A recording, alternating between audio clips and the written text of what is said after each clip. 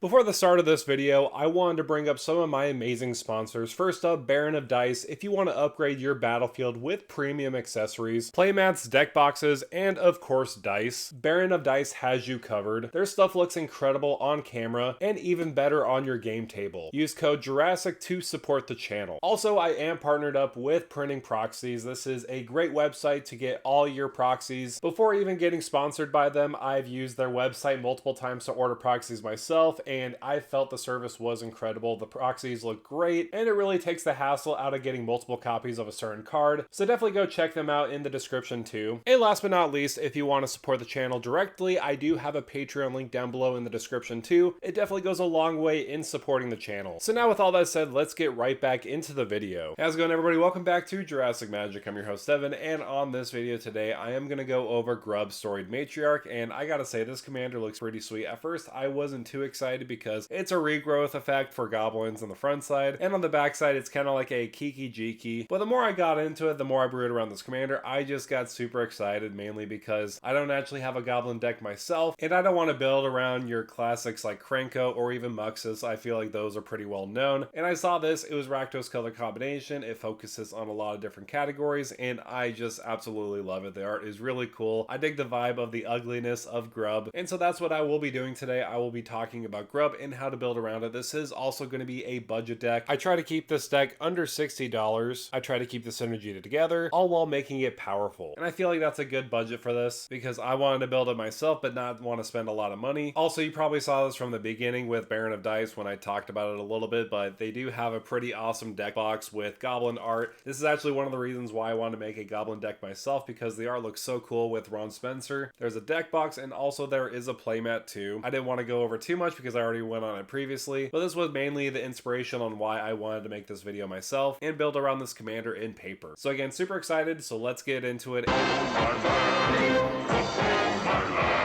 So diving into the commander, specifically Grub Storied Matriarch for 2 and a black, it's a legendary creature, Goblin Warlock with Menace. Whenever this creature enters or transforms into Grub Storied Matriarch, return up to 1 target goblin card from your graveyard to the hand, and at the beginning of your first main phase, you may pay 1 red mana if you do transform Grub, and it'll switch into Grub Notorious Auntie. It is also a legendary creature, Goblin, but instead of a Warlock, it is a warrior with Menace. She also focuses on attacking, which makes sense because she turned into a warrior. You may blight 1 if you do create a tapped attacking token that's a copy of blighted creature, except it has at the beginning of the next end step, sacrifice this token, and it has another ability at the beginning of your first main phase. You may pay a black mana if you do transform Grub, and it has a 2/1 body. So not gonna lie, at first I was kind of disappointed in this. I wish there was gonna be a lot more, maybe making goblin tokens, but the more I looked at it, the more I thought it would be a great way to combo out with certain cards and get goblins from your graveyard to the battlefield, at least on that front side, and you get to make token copies of specific goblins you do make. So now that I've talked about the commander, I wanted to talk about the strategy of the deck. This is basically going wide with goblins. I mean, that makes sense because we're focusing on a goblin subtype. Along with that, we're focusing on an aristocrats / enter the battlefield theme. I feel like both of those will help us in our game plan, because with our commander, if we do flip it onto the backside, when you attack with her, you make an extra token copy of a creature that you blight with. That is quite powerful. There's no other stipulation besides attacking. So first, I want to talk about some goblins that have some great ETBs, like Goblin Matron. This is a classic. You enter the battlefield, you may search your library for a goblin card, so this is a way to get a specific one into our hand, costing around 59 cents. This is another card that tutors for goblins is Bogart Harbinger. When it comes into play, you may search your library for a goblin card, but instead of putting it into your hand, you're just putting it on top of your library, which is still good in situations like wanting your best goblin. This is also pretty cheap too. The same can be applied for a Siege Gang cycle of Siege Gang Lieutenant, Sling Gang Lieutenant, and Siege Gang Commander. All these enter the battlefield making goblin tokens, and they have some sort of sacrifice ability. For example, Siege Gang Lieutenant will sacrifice a goblin for 2 mana and deal 1 damage to any target. The same is applied for Siege Gang Commander, sacrificing a goblin but dealing 2 damage to any target, so a little bit better. But the one I like the most is Sling Gang Lieutenant, mainly because you sacrifice a goblin for no mana, target player loses 1 life and you gain 1 life. This is a sacrifice outlet for goblins that doesn't have any restrictions, plus the Blood Artist effect is also pretty nice too. So some of the Siege Gang cards are pretty good too, but there's also some other goblins that have great ETBs, though technically Siege Gang Lieutenant doesn't have ETBs because it's at the beginning of combat. You make 2 1/1 Goblin creature tokens, but besides that point, there are some other goblins that have great ETBs. For example, Goblin Ringleader. When it enters the battlefield, reveal the top 4 cards of your library, put all Goblin cards reveal this way into your hand, and the rest on the bottom of your library, so it's some sort of card advantage. And speaking of card advantage, there are plenty of options. One I like in particular is Moria Marauder. Whenever a goblin you control deals combat damage to a player, exile the top card of your library. You may play that card this turn. So it's pseudo card advantage, but it's the best we got, especially if we swing in with a lot of goblins. It's basically a coastal piracy, but a one-time effect, because if you don't play those cards you exile, well, they just stay in exile after, which is not the best, but again, if you really want to dig deep into your library, this is great. Another card I like is Plumb the Forbidden. This is seriously so underrated in my opinion. For 1 and a black, as an additional cost to cast a spell, you may sacrifice 1 or more creatures. When you do, copy the spell. For each creature sacrificed this way, you draw a card and lose 1 life. This is seriously so incredible. Let me tell you about this. In situations where you tap to make a token copy of a creature and blading it, that creature will get sacrificed, so if you swing in, install, or in combat before the next phase, you can just sacrifice it, get some extra card advantage into your hand. There's really no downside to that. And I know technically this is a budget deck, so some people may want to consider not putting it in there for that reason, but if you include Skull Clamp, let me tell you, obviously everyone knows how powerful it is. You attach it to one other creature and you're making a lot of 1/1s, you get to draw 2 cards. Obviously it is well known and well popular. If your budget allows for it, I would highly recommend it. It's always like a $4 or $5 card because it is just that good, even though no matter how much it gets reprinted, it's just super powerful. Also, something I wanted to point out about our commander with Grub, obviously on the backside you are blinding a creature, so it's going to get a -1/-1 counter. Sometimes they may just go to the graveyard because they just have no more toughness. I think that's going to be okay, because if you decide, okay, hey, I want to actually get my creatures back, all you have to do is just go to your beginning of your main phase, pay black mana, and transform it into the Storied Matriarch, where you could just return that goblin to your hand, then you could replay it. For me, that's why this is a very powerful card. You kill your goblins, and in the process, return them back to your hand, and then cast them all over again. So like I mentioned previously, this is about ETBs, but this is also about sacrificing your creatures to gain value. Something like Skirk Prospector will sacrifice a goblin to add a red mana. That is incredible. There are plenty of other sacrifice outlets that you could utilize. For example, that one Sling Gang commander that I talked about previously, to sacrifice a goblin, drain an opponent, you gain life. That is perfect. There are plenty of other sacrifice outlets that you could take advantage of, especially with like Goblin Bombardment. This one's a little bit more expensive, around that $3 range, but again, it is very powerful because it's free and you get to deal damage to opponents. So of course you want sacrifice outlets, but you also want sacrifice payoffs. Something like Boggart Shenanigans. Whenever another goblin you control is went to a graveyard, you may have it deal damage to one target player. Another effect that works great with your creatures dying is Boggart Mischief. When this enters, you may blight 1. If you do, create 2 1/1 black-red goblin creature tokens. And whenever a goblin creature you control dies, each opponent loses 1 life and you gain 1 life. This is straight up a Zulaport Cutthroat stapled onto an enchantment. You could also utilize Bastion of Remembrance, basically kind of the same thing, but it focuses on a creature, not specifically goblins. When each opponent loses 1 life, you gain 1 life. Also, it comes in with a 1/1 human soldier creature token, which is okay, but of course I would much rather have goblins, especially a goblin like Pashalak Mons. Whenever it or another goblin you control dies, it deals 1 damage to any target, and you can sacrifice goblins for 3 in a red, and you create 2 1/1 red goblin creature tokens, so that is a good payoff, sacrificing 1 to get 2 others. Again, there's a lot of ways to sacrifice goblins and get sacrifice payoffs. Those are just some ones I wanted to highlight, but of course if you want to win the game, here are some options for you, like Shared Animosity. The more goblins you have out on the battlefield, the more you're going to be swinging for a ton of damage. Also, you could apply Impact Tremor-like effects. Whenever more goblins are entering the battlefield, you deal damage to opponents, draining their life totals a little bit more. The goblins are really all about their overwhelming your opponents, swinging in for a good amount of damage. Of course, if you sacrifice them with their aristocrats package, it makes them even more deadly. I do have a deck list down below in the description that I plan to make myself. I'm excited to order a lot of the different cards because again, it is a very cheap deck. I try to make it as cheap as possible, but also quickly as efficient as possible too. So overall, I gotta say, I am actually very excited about this commander. Grub Storied Matriarch and Grub Notorious Auntie is a pretty fun, interesting way to brew around goblins, because the front side is kind of like a regrowth just for goblins, and on the back side, it's kind of like a Kiki Jiki, but you're putting a -1/-1 counter on a creature you control, which can be useful in situations where they have ETBs, or honestly even death triggers. Both of them kind of work hand in hand, and I think that's an awesome pair together for goblins. Also, before I head out, let me know down below in the comments what other commanders would you like me to brew around. I definitely plan on building a lot of Lorem commanders. There's a lot of cool and interesting cards that I want to just dive into right away, so let me know down below in the comments which ones you want me to prioritize. And so with that said, make sure to like, share, and subscribe to the channel. And with that out of the way, thank you for stomping by.